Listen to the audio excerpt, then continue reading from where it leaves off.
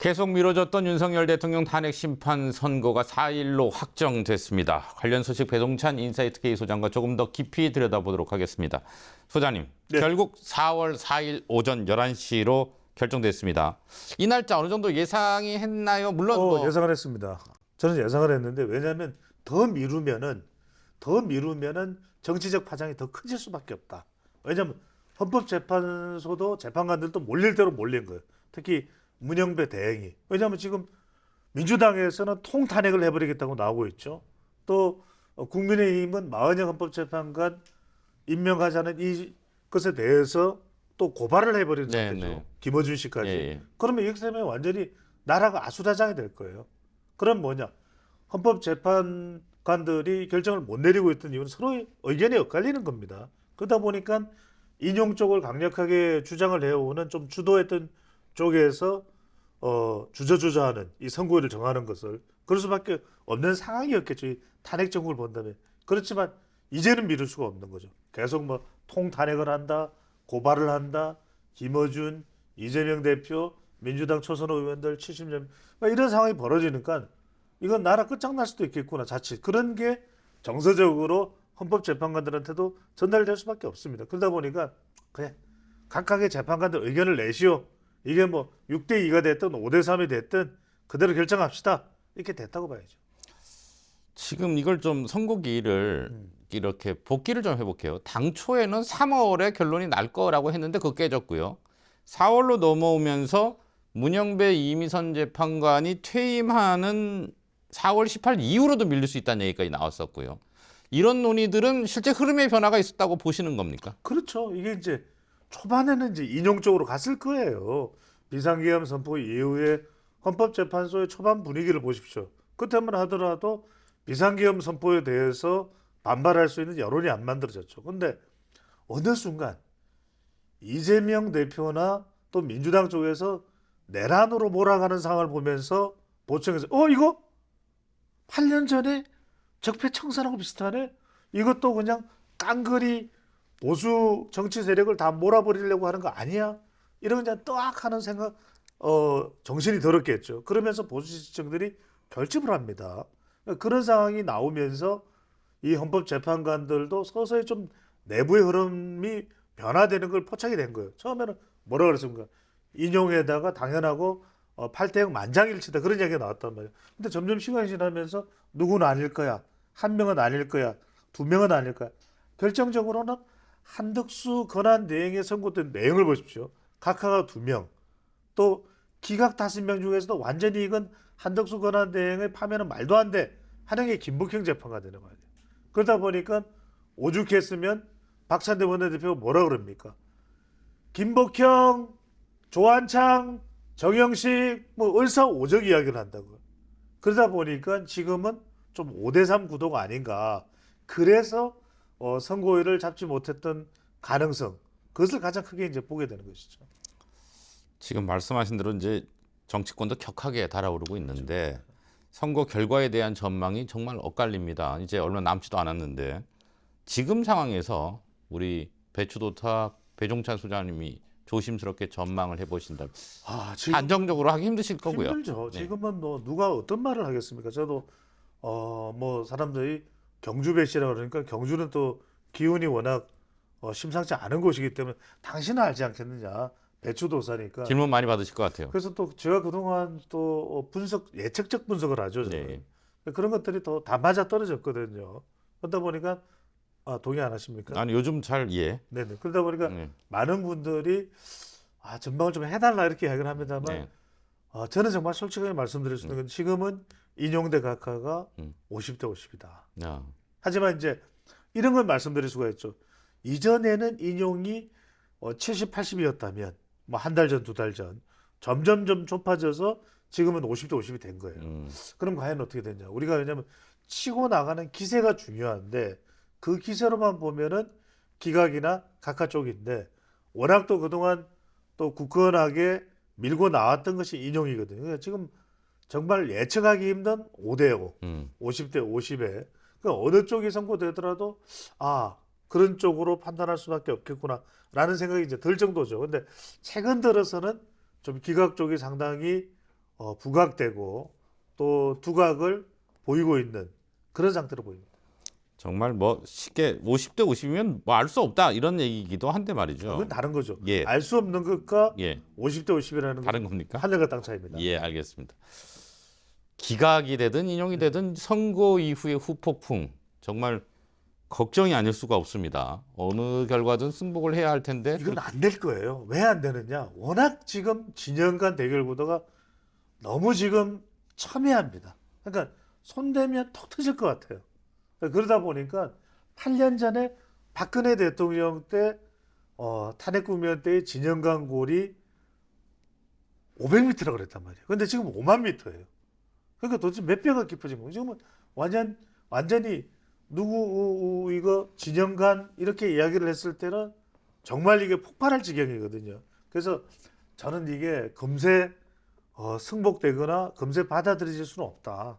시간이 걸릴 수밖에 없습니다. 근데 이걸 적어도 정치권이 자극하지는 말아야죠.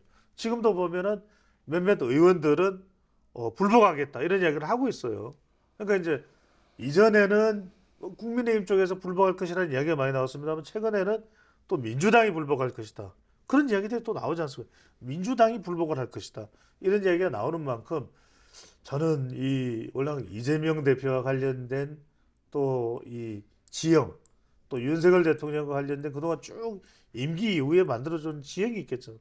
지금 이 상태로는 저는 후유증이 발생할 수밖에 없다.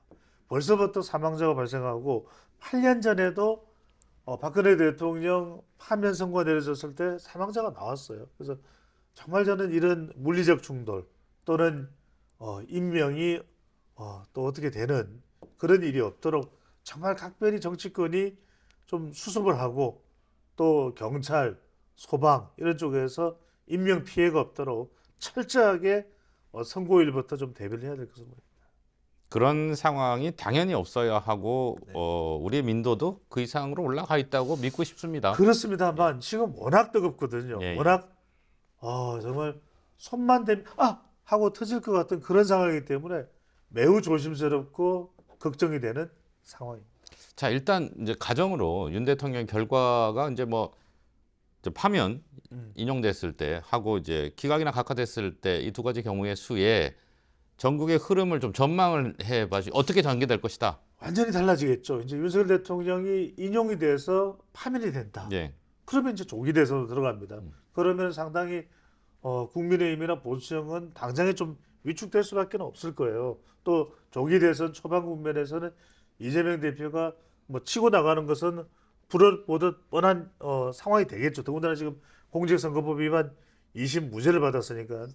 반면에 이 국민의힘 보수 후보로 거론되는 인물들은 상당히 좀 위축이 될 거예요.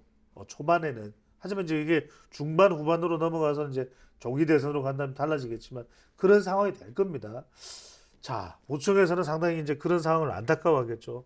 근데 이제 윤석열 대통령이 기각이 됐다. 예. 돌아온다면 각하가 돼서 이제 직무 복귀를 한다면 이것도 만만치 않습니다. 이것도 엄청난 파장이 있을 거예요. 보수층에서는 또 국민의힘 지지층에서는 탄핵 반대 쪽에서는 또 상당히 환호를 할 겁니다. 윤석열 대통령이 돌아왔다. 정말 오히려 민주당이 내란 공작을 벌이는 것에 대해서 벗어났다. 이렇게 판단할 수 있지만 윤석열 대통령이 돌아와서 과연 어떤 태도를 보이느냐. 좀 수습을 해 들어가느냐. 그리고 또 민심을 좀 다독거리느냐. 또 윤석열 대통령이 최종 변론에서 얘기했던 대로 개헌이나 또는 임기와 관련돼서 어떤 대통령의 구체적인 발언이 나오느냐. 그러니까 이렇다면 또 대통령 지지율이 유지되느냐. 그러면 어느 정도 조금 수습의 국면으로 갈 가능성도 있습니다. 당장에 민주당은 뭐라 그랬습니까? 장외로 나와서 대통령 탄핵해야 된다. 네. 국민투표해야 된다. 그래서 걷잡을 수 없는 상황이 될 텐데 저는 중요한 것은 대통령이 직무 복귀했을 때 윤석열 대통령이 과연 일성이 뭐냐. 어떤 발언을 해서 좀 여론을 수습할 수 있는 그런 대통령의 이 발언이 나오느냐. 이게 중요한 거. 두 번째로는 한미 정상회담. 그러니까 미국과의 관계를 지금 또 상호 관세도 있지 않습니까? 이걸 빨리 회복을 하기 위해서 미국으로 가서 이 문제를 내가 해결하겠다. 그런 대통령의 좀 용단이 나오느냐. 이 부분을 물론 선거 결과에 따라서 상황 급변하겠습니다만 그런 부분들을 좀 유심히 볼 필요가 있을 것으로. 그 지금 사실은 오늘 선고일이 공지되기 전에 가장 큰 이슈는 마은혁 헌법재판관 후보자 문제였잖아요. 민주당에서도 강하게 압박하는 모습을 그렇죠. 보였고요. 이 부분은 어떻게 정리되는 겁니까? 이제 선고가 4월 4일로 확정이 됐는데. 그렇죠. 이거는 이제 대통령 선거 이후에 이제 판단이 될 겁니다. 그러니까 대통령이 직무복귀한다. 그러면 이 마은혁 헌법재판관 상황은 더 꼬이게 될 것 같아요. 왜? 대통령이 돌아와서 아니 최상무 부총리와 한덕수 권한대행 국무총리마저도 임명하지 않았던 걸 대통령이 임명할까요? 흔쾌히. 그러니까 이 상황은 대통령은 물론 이제 헌법재판소에서는 국회의 권한을 침해한 것이다. 임명을 하라고 이야기를 했지만 윤석열 대통령이 다른 건 몰라도 마은영 헌법재판관의 후보자는 논란이 있단 말이에요. 물론 헌법재판소에서는 권한이 침해됐고 임명하라고 그랬지만 이 부분은 상당히 꼬일 것 같아요. 대통령이 직무복귀하면. 반대로 인용이 되면 그러면 대통령은 물러나는 겁니다. 그러면 권한대행체제에서 대통령도 파면이 된 상태에서 한덕수 권한대행이 거부하기는 어려울 거예요. 그렇다면 마은혁 헌법재판관 후보자를 임명할 수밖에 없기 때문에 한덕수 권한대행도 임명할 수밖에 없는 그런 상황으로 가면서 그동안에 민주당과 대치되던 상황은 해소가 되겠죠. 그러니까 마은혁 헌법재판관과 관련해서도 인용이냐 기각이냐 인용에 따라서 완전히 천양지차로 달라지게 되는 것이죠. 어쨌든 그 4월 4일 이후까지는 보류 상태로 가겠네요. 아니 그전에는 뭐 네. 이야기해봐야 관심이나 있겠습니까? 사람들이 전부 다 대통령 선거에 집중이 돼 있을 텐데. 네. 그 지난주에 이재명 민주당 대표 말씀하신 대로 선거법 위반 사건 2심 무죄 나왔잖아요. 그리고 나서 실시된 리얼미터 여론조사에서 50%에 육박하는 지지율이 나타났어요. 이 부분은 영향을 받아서 이제 탄력을 받는 건가요? 그렇죠. 이거는 뭐 지극히 예상했던 거 단기적으로는 지지율이 올라간다. 일종의 랄랄라 현상이죠. 그러니까 그런 현상도 있습니까? 그러니까 이제 이게 뭐냐면은 날개를 단 거죠. 아, 예. 모르셨어요? 네, 랄랄라. 네, 네, 예. 기분 좋을 때 예. 랄랄라 하시더니 네, 그래서 예. 그런 상황이 이제 전개되는 건데 이것도 이제 초반 국면이겠죠. 그러니까 이제 윤석열 대통령의 선거가 어떻게 되느냐에 따라서 확 달라져요. 네. 그러니까 대통령의 선거가 인용 또 이제 파면이 되면은 이건 더 올라갈 수도 있죠. 예.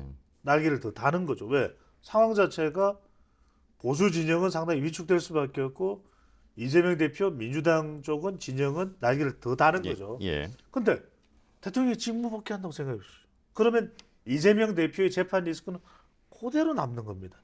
그러니까 대법원 가서 어떻게 될 거냐. 또는 위정교사 2심이 4월 달에 어떻게 되냐. 이거는 대통령 선고 다음에 그림이 달라져요. 그러니까 대통령이 돌아오기 전에 선고가 되기 전에 무죄를 받았을 때는 이재명 대표의 반응은 와 이럴 거 아닙니까? 근데 윤석열 대통령이 직무복귀한다? 그러면 이재명 대표의 재판은 고스란히 또 다 받아야 되는 상황이 돼요. 네. 그러면 이재명 대표의 반응은 어떻게 되면 이렇게 되겠죠. 네.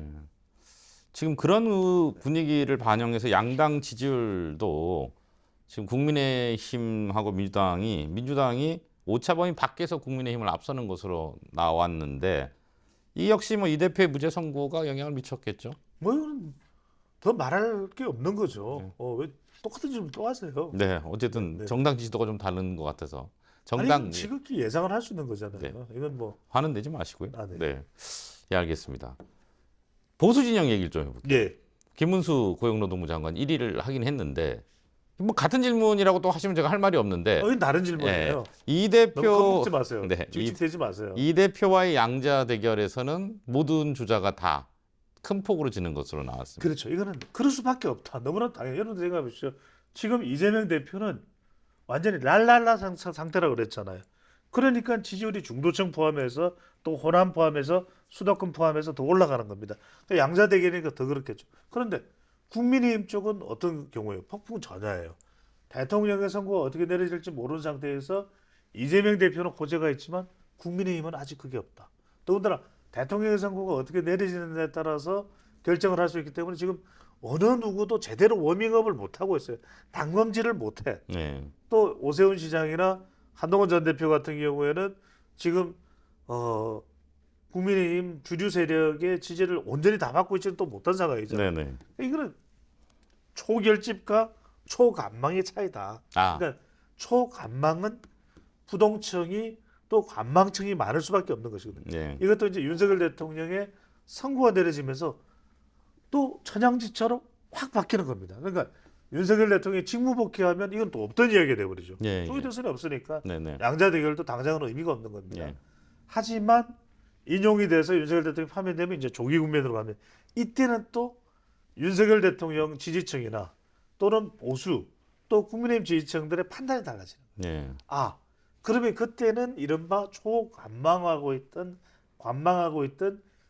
국민의힘 지지층이나 보수층에서는 이재명 후보를 이길 국민의힘 후보가 누구야? 여기에 모든 게 초점이 맞죠. 예. 그러면 이제 본격적으로 조기 대선으로 만약에 간다면 워밍을 할 수밖에 없거든요. 그렇다면 김문수의, 홍준표의, 오세훈의, 한동훈의 워밍업.